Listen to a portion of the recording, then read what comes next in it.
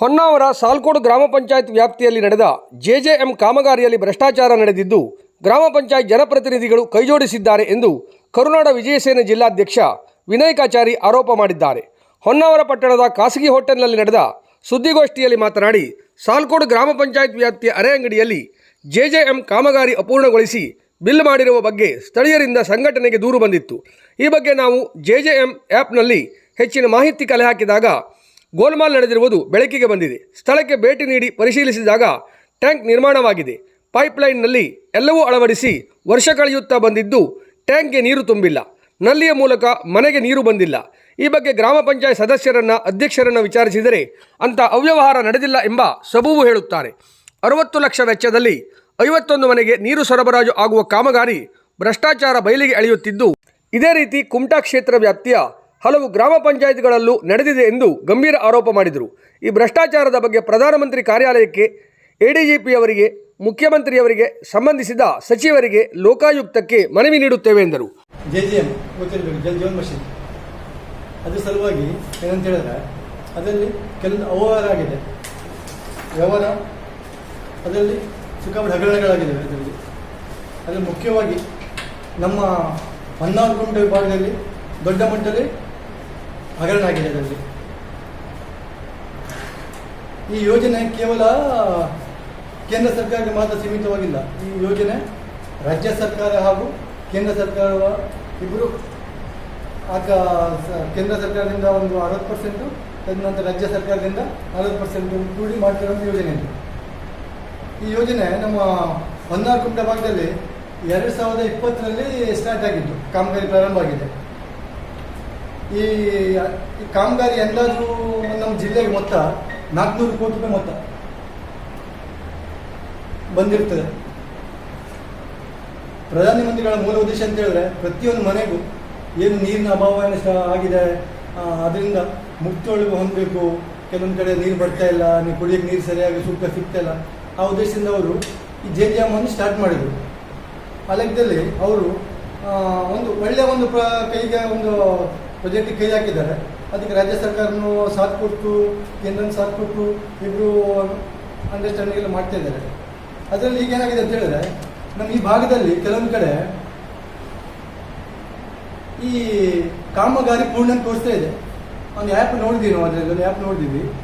App ನೋಡಿಬಿಟ್ಟು ಅದನ್ನು ನೋಡಿದರೆ ಕಾಮಗಾರಿ ಪೂರ್ಣ ಆಗಿದೆ, ಅಂದರೆ ಪೈಪ್ಲೈನ್ ಹೋಗಿದೆ, ಟ್ಯಾಪ್ ಫಿಕ್ಸ್ ಆಗಿ ನೀರು ಸರಬರಾಜು ಆಗ್ತದೆ ಅಂತ ಹೇಳಿ ಹೇಳ್ಬಿಡ್ತಾರೆ. ಅಲ್ಲಿ ನಾವು ಅಲ್ಲಿ ಸ್ಪಾಟ್ ಇನ್ಸ್ಪೆಕ್ಷನ್ ಹೋದಾಗ ಅಲ್ಲಿ ಒಂದು ಬಾಗಿ ಹೋಗಿದ್ವಿ 1 ನಿಮಿಷ. ಸಂಘಟನೆ ಜಿಲ್ಲಾ ವಕ್ತಾರ ಶ್ರೀರಾಮ್ ಜಾದೂಗರ್ ಮಾತನಾಡಿ, ಸುಳ್ಳು ಲೆಕ್ಕ ನೀಡಿ ಅಪ್ಲೋಡ್ ಮಾಡಲಾಗಿದೆ.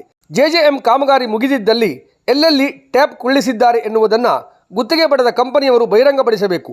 ಸುಳ್ಳು ದಾಖಲೆ ಸೃಷ್ಟಿಸಿ ಕಾಮಗಾರಿ ನಡೆಸಿದ್ದಾರೆ. ಬೆಳಗಾವಿಯಲ್ಲಿ ನಡೆಯುವ ಅಧಿವೇಶನದಲ್ಲಿ ಸಚಿವರನ್ನು ಭೇಟಿಯಾಗಿ ತನಿಖೆಗೆ ಸೂಚನೆ ನೀಡುವಂತೆ ಒತ್ತಾಯಿಸಲಾಗುವುದು ಎಂದರು. ಈ ಬಗ್ಗೆ ಮುಂದಿನ ದಿನಗಳಲ್ಲಿ ದಾಖಲೆ ಸಮೇತ ಬಹಿರಂಗಪಡಿಸಿ ಜಿಲ್ಲೆಯಾದ್ಯಂತ ಹೋರಾಟ ಮಾಡುವುದಾಗಿ ತಿಳಿಸಿದರು. ಈ ಸಂದರ್ಭದಲ್ಲಿ ಸಂಘಟನೆಯ ತಾಲೂಕಾ ಉಪಾಧ್ಯಕ್ಷ ಸಂದೇಶ್ ನಾಯ್ಕ್, ಸಾಮಾಜಿಕ ಜಾಲತಾಣದ ಶ್ರೀನಿವಾಸ್ ನಾಯ್ಕ್, ನಿತೀಶ್ ನಾಯ್ಕ್, ಆಕಾಶ್ ಮಡಿವಾಳ್, ರೋಹಿತ್ ಹಳ್ಳೇರ್, ಭಾಸ್ಕರ್ ಹಳ್ಳೇರ್ ಮುಂತಾದವರು ಉಪಸ್ಥಿತರಿದ್ದರು. ನೀವು ಆ ಜೆಎಂಜೆ ಆ್ಯಪ್ ಅನ್ನು ಓಪನ್ ಮಾಡಿ ನೋಡಿದ್ರೆ ಗೊತ್ತಾಗ್ತದೆ ಎಲ್ಲೆಲ್ಲಿ ಎಷ್ಟೆಷ್ಟು ಕಾಮಗಾರಿ ಆಗಿದೆ, ಎಷ್ಟು ಕಡೆ ಟ್ಯಾಪ್ ಕುಳಿಸಿದ್ದಾರೆ ಅಂತ. ಇವರು ಸುಳ್ಳು ಲೆಕ್ಕವನ್ನ ಕೊಟ್ಟು ಸುಳ್ಳು ಲೆಕ್ಕ ಕೊಟ್ಟು ಅದನ್ನು ಅಪ್ಲೋಡ್ ಮಾಡಿ ಕೇಂದ್ರ ಸರ್ಕಾರದಿಂದ ಬರುವಂತಹ ಹಣವನ್ನ ಅದನ್ನ ಏನಂತ ಹಣನ ತಗೊಂಡಿದ್ದಾರೆ. ಕೇಂದ್ರ ಮತ್ತೆ ರಾಜ್ಯ ಸರ್ಕಾರದಿಂದ ದುಡ್ಡನ್ನ ಇಸ್ಕೊಂಡಿದ್ದಾರೆ. ಆದ್ರೆ ಅಲ್ಲಿ ಎಲ್ಲೂ ಕೂಡ ಅಷ್ಟು ಕೆಲಸ ಆಗಲಿಲ್ಲ. ಈಗ ಬೇಕಾದ್ರೆ ನೀವು ಮಾಧ್ಯಮದವ್ರು ಬರ್ತೀರಿ ಅಂತಂದ್ರೆ ನಿಮ್ಮನ್ನೆಲ್ಲ ಕರ್ಕೊಂಡು ಹೋಗ್ತೇವೆ. ಯಾವ್ಯಾವ ಭಾಗದಲ್ಲಿ ಎಷ್ಟೆಷ್ಟು ಕಾಕ್ ಕುಳಿಸಿದ್ದಾರೆ ಅಂತ ಹೇಳ್ಕೊಂಡು ಆ ಪಂಚಾಯತ್ನ ಯಾರು PDO ಅವರು ತೋರಿಸ್ಲಿ.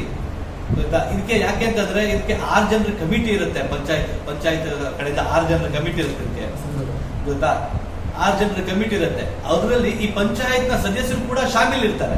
ಯಾವುದು ಇಡೀ ನಮ್ಮ ಹೊನ್ನಾವರ ಕುಮಟಾ ಭಾಗದಲ್ಲೇ ನಾವು ಈಗ ಸದ್ಯದಲ್ಲಿ ನಮ್ಮ ಈ ಭಾಗದ ಹೇಳ್ತಾ ಇದ್ದೇವೆ. ಇದು ನಮ್ಮ ಜಿಲ್ಲೆಯಲ್ಲಿ ಎಷ್ಟು ದೊಡ್ಡವಾದ ಒಂದು ಸಮಸ್ಯೆಯನ್ನ ಸೃಷ್ಟಿ ಮಾಡಿರ್ಬೋದು, ಇವರು ಎಷ್ಟು ದೊಡ್ಡ ಫ್ರಾಡ್ ಮಾಡಿರ್ಬೋದು, ಮೋಸ ಮಾಡಿರ್ಬೋದು ಅಂತ. ಯಾಕಂದ್ರೆ ಇದು ನಾವು ಬಡವರು ದಿನನಿತ್ಯ ದುಡ್ಡು ಟ್ಯಾಕ್ಸ್ ಅನ್ನ ತುಂಬತಾ ಇದೀವಲ್ಲ, ಆ ಟ್ಯಾಕ್ಸ್ ನ ಹಣನ ಇಲ್ಲಿ ಕೊಡ್ತಾ ಇರೋದು. ಇವ್ರೇನ್ ಮೇಲಿಂದ ತಗೊಂಬಂತಲ್ಲ.